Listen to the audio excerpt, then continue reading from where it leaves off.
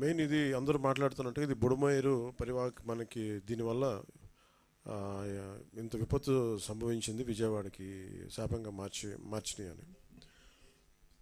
నిన్న అంటే ఒకటి, ఈజీగా ఏ ప్రభుత్వాన్ని తిట్టేయడం చాలా తేలిక. గతంలో కూడా చూస్తే మనం పోయినసారి కూడా వైసీపీ ప్రభుత్వం ఉన్నప్పుడు ప్రత్యేకించి నేను చాలాసార్లు మాట్లాడినప్పుడు చాలా ఒక నియమాలతో నియంత్రణతోనే మాట్లాడేవాడిని.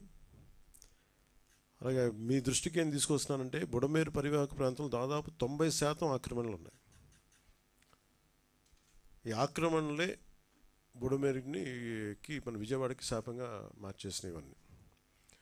ఇప్పటికీ కొన్ని ప్రాంతాల్లో ఆక్రమించిన ఇళ్ళు, ఆ ప్రాంతాల్లో ఇళ్ళు నిర్మించారు. తర్వాత నిర్మించిన ఇళ్ళకి అవుట్ఫుల్ డ్రైన్స్ లేకపోవడం, వరద ఎటు వెళ్తుందో తెలియక అది విజయవాడ సగం నగరాన్ని వరద నీరుతో ముంచెత్తేసింది. ప్రతిసారి ఇప్పుడు మీరు హైదరాబాద్లో చూసినా కానీ వీళ్ళు వాళ్ళ హైడ్రా అని చెప్పి వాళ్ళు స్టార్ట్ చేసి డెమాలిషన్ డ్రైవ్, కొన్ని వందల చెరువులు ఉన్న ప్రాంతాన్ని, లోతట్టు ప్రాంతాలని, ఫుల్ ట్యాంక్ లెవెల్ ప్రాంతాలని ఒక 20 ఇయర్స్గా 30 ఇయర్స్గా ఏం లేదు, వరద లేదు, నీళ్లు లేవు అని చెప్పి ఇల్లు కట్టేయడం జరిగింది అక్కడ కూడా. అలాగే ఏ మూల భారతదేశంలో ఏ రాష్ట్రంలో అయినా సరే, అలాగే ప్రత్యేకంగా తెలంగాణ కావచ్చు, అలాగే మనకు సంబంధించి ఆంధ్రప్రదేశ్ కావచ్చు, ఇది ఈ నదీ పరివాహక ప్రాంతాలు ఇక్కడి నుంచి సహజ స్థితిలో అది ఆ వాగుల వంకల నుంచి వెళ్ళి సముద్రంకి వెళ్ళే దిశలో ఆ దారి మధ్యలో ఇల్లు కట్టేయడం, లేదంటే లేఅవుట్లు వేసేయడం, ఇవన్నీ వైలేషను ఒకళ్ళు చేయలేదు. ఇది కొన్ని దశాబ్దాలుగా కొంచెం ఇంక్రిమెంటల్గా చేసుకుంటూ వచ్చి అది చేసుకుంటూ వచ్చారు.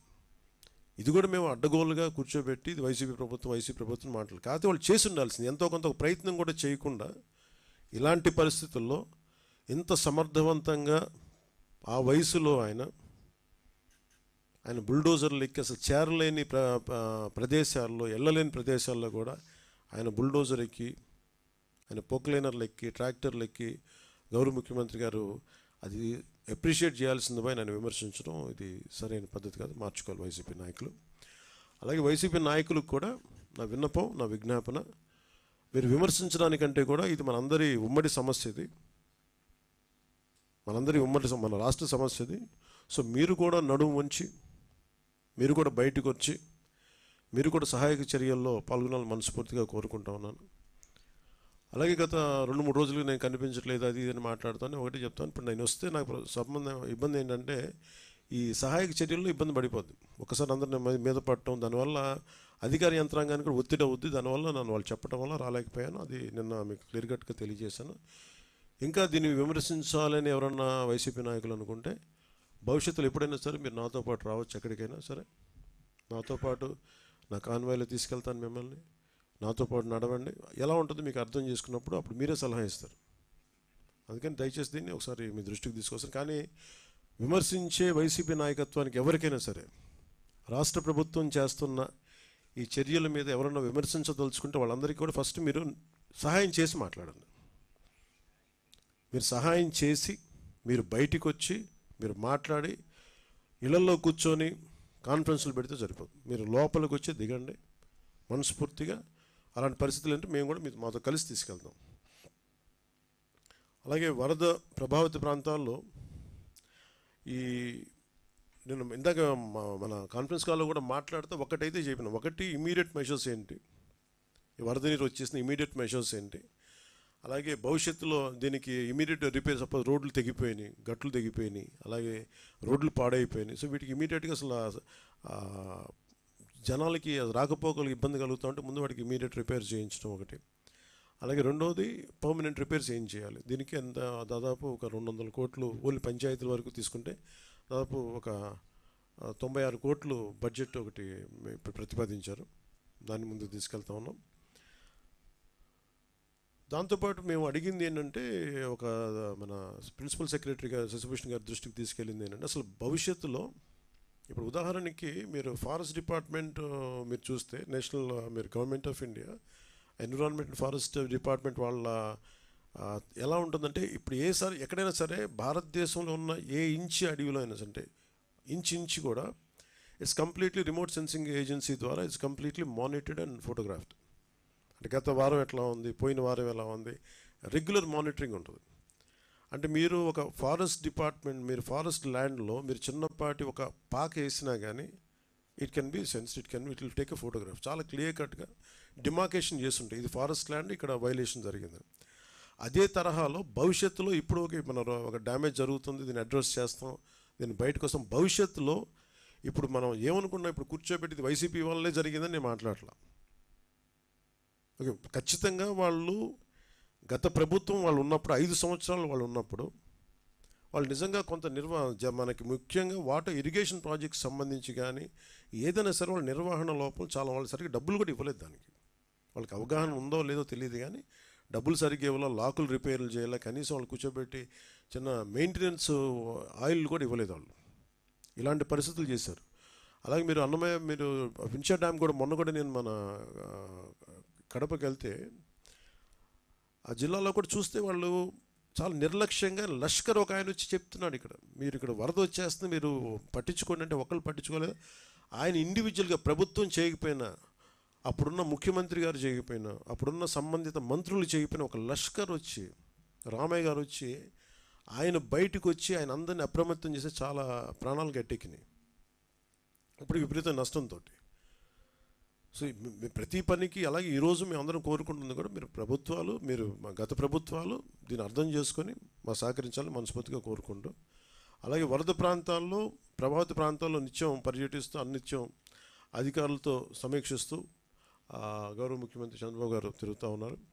అలాగే NDR national disaster response force, అలాగే స్టేట్ డిజాస్టర్ రెస్పాన్స్ ఫోర్స్, అలాగే పోలీసు, అలాగే మరి నిజంగా నిన్న డిజాస్టర్ మన పైకి వెళ్తే పైన మన డిజాస్టర్ మన state disaster response force command సెంటర్కి వెళ్తే ఫస్ట్ టైం మీడియా ఎంత యాక్టివ్గా ఉన్నారనేది నాకు చాలా చాలా ఆనందం వేసింది.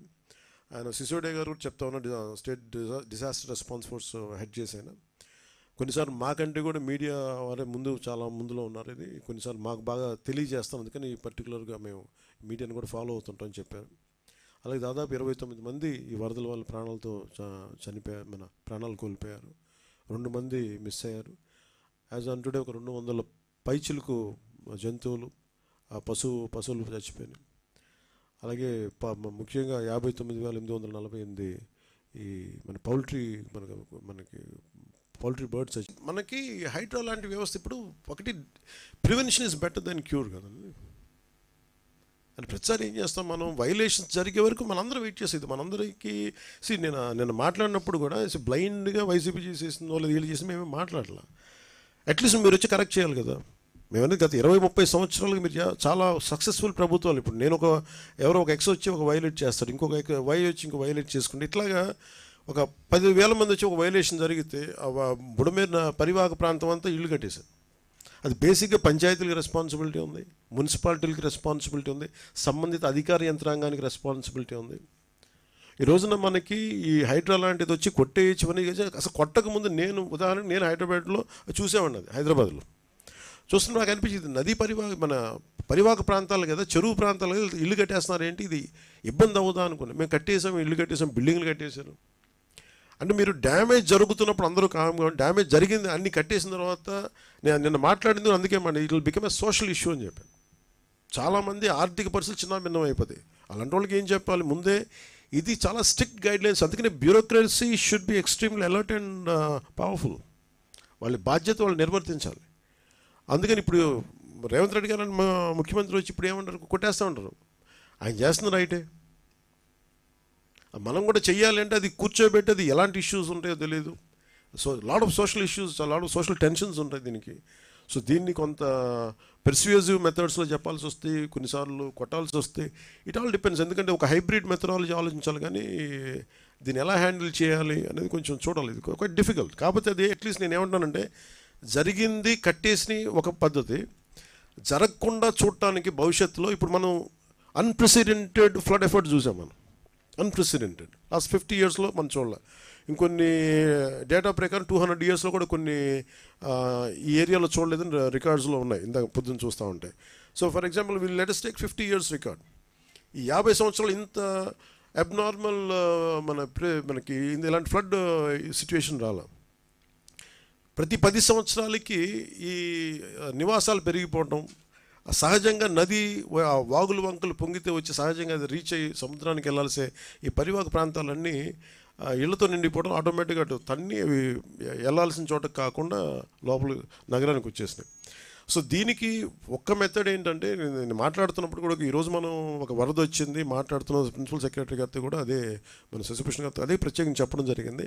ఈరోజు మన వరదలు వచ్చినాయి, ఓకే, మనం కరెక్ట్ చేస్తాం, ముందుకెళ్తాం.